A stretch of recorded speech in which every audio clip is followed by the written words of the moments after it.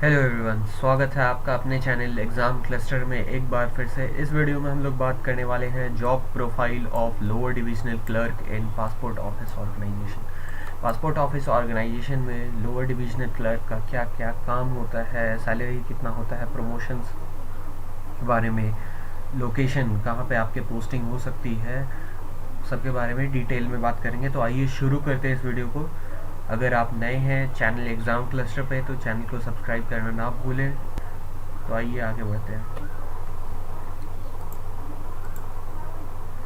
तो सबसे पहले हम लोग बात करते हैं work and responsibility of lower divisional clerk in this organisation. तो यहाँ पे इस मिनिस्ट्री में लोअर डिविजनल क्लर्क को पब्लिक डीलिंग करना पड़ता है। मतलब जिन लोगों का पासपोर्ट बनेगा, जिन लोगों का वीज़ा बनेगा, उन लोगों से डायरेक्ट इंटरेक्ट करना पड़ता है। आई विल सजेस्ट कि एस्पिरेंट्स इस मिनिस्ट्री के लिए प्रीफरेंस डालने से पहले इस बात को ज़रूर ध्यान दें कि उन्हें पब्लिक डीलिंग करना पड़ेगा। सामने में कौन है उस पर काफ़ी डिपेंड करता है कि आपका कैसा दिन जाएगा आगे वर्क लाइफ में। तो इस बात को ज़रूर ध्यान दें कि आपको पब्लिक डीलिंग करना पड़ता है यहाँ पे, और ये हेक्टिक हो सकता है कभी कभी। दूसरा है कि एप्लीकेशन डीलिंग।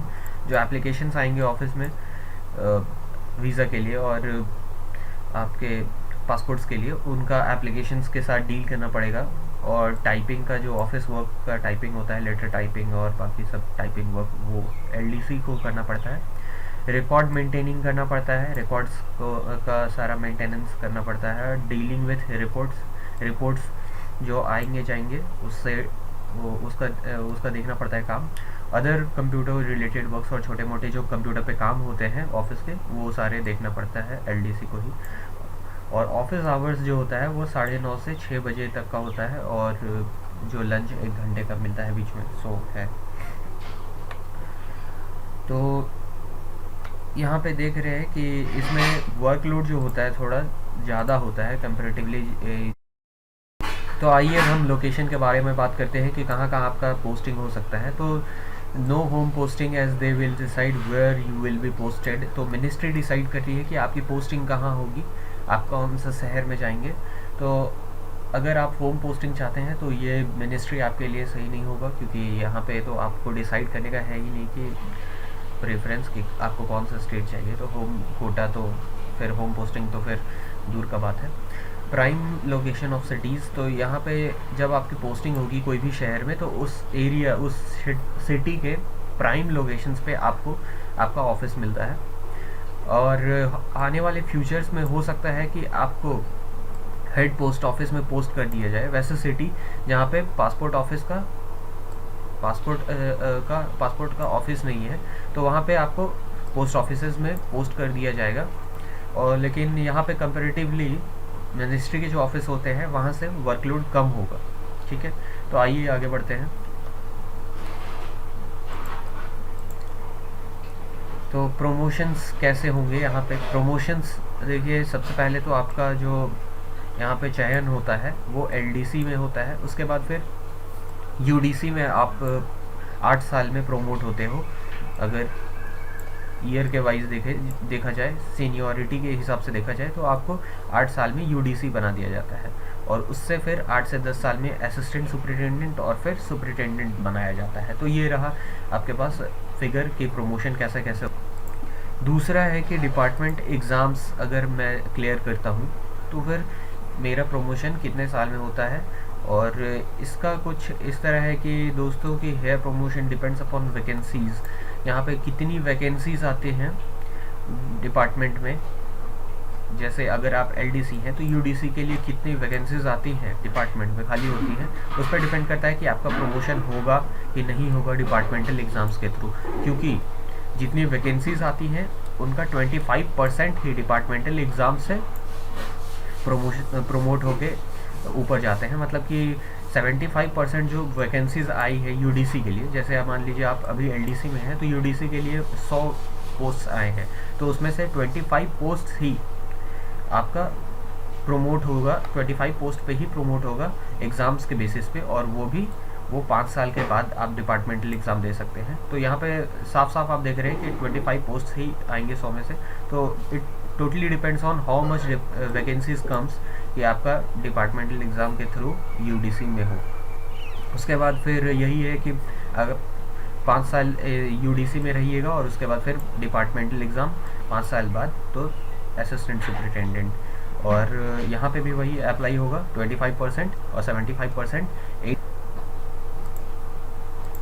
आगे बात आता है कि सैलरी कितने होते हैं, सैलरी अलाउंसेस, फैसिलिटी और हॉलीडे के बारे में डिस्कस करते हैं। तो एक्स सिटी में आपका 28,700 हो सकता है या फिर 28,000 हो सकता है, डिपेंडिंग अपॉन द कि उस सिटी में कितना आपको मिलता है ट्रैवलिंग के लिए गवर्नमेंट के थ्रू।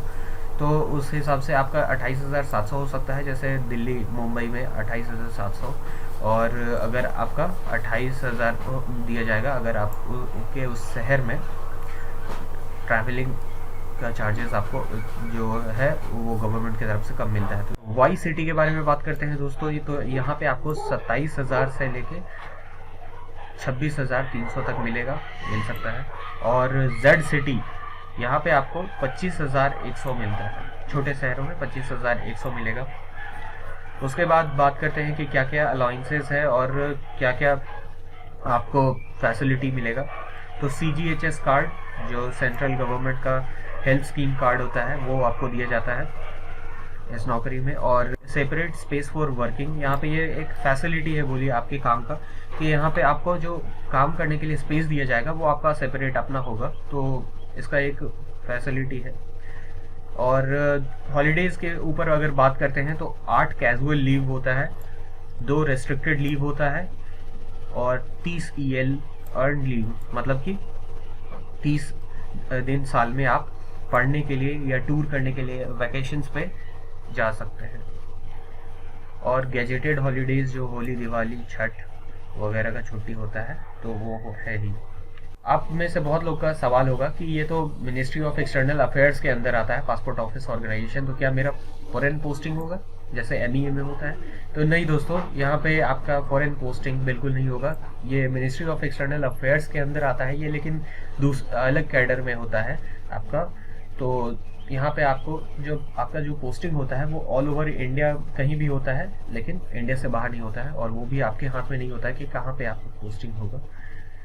अगर आपको ये वीडियो अच्छा लगा तो इसे ज़रूर लाइक करें और हमारे चैनल को सब्सक्राइब कर दीजिए ताकि हम ऐसे ही वीडियोस आप तक पहुंचा सकें, और शेयर कीजिए इस वीडियो को ताकि आपके दोस्त भी जान सकें कि लोअर डिविजनल क्लर्क का क्या क्या काम होता है इस ऑर्गेनाइजेशन में।